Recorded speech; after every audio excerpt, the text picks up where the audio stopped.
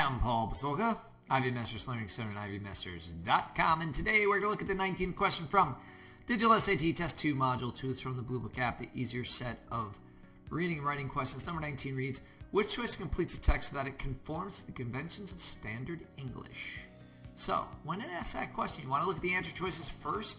You want to identify the part of speech of the answer choices or what punctuation is being tested. Here we have verbs. There's two things to check for with a verb. One is tense and form and subject-verb agreement. So it's kind of two things, kind of three things. And when we look at our answer choices here, when you see the infinitive like to tell, and if you see an ing in the verb, then it's actually testing verb form, and you really have to play it by ear. Otherwise, what you do is you read with it in front of each of them, read with they in front of each of them, and whichever one is the oddball out. So if it's the only one that works or if it's the only one that doesn't work, when you do those two tests, then you know you have your answer. It's testing subject-verb agreement. But here we've got the infinitive, we got the ing verb. So we've just got to read and kind of play it by ear. You might be able to cut out part of the sentence to simplify it. And I'm reading in the historical novel The Surrender Tree. Cuban American author Margarita Engle uses poetry rather than prose, tells the true story of Cuban folk hero Rosa La Bayamesa. So that doesn't sound right, and I'm going to simplify the sentence. I'm going to cut that out. And now we're going to read with told in place.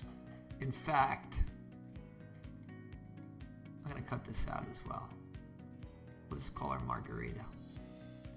We know her. First name basis. We go out for coffee.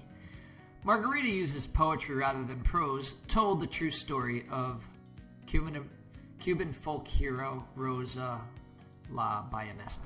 And we could simplify it further.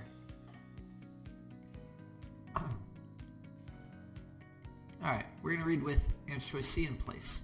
Is telling. Margarita uses poetry rather than prose, is telling the true story of Rosa. No. Margarita uses poetry rather than prose to tell the true story of Rosa. That sounds great.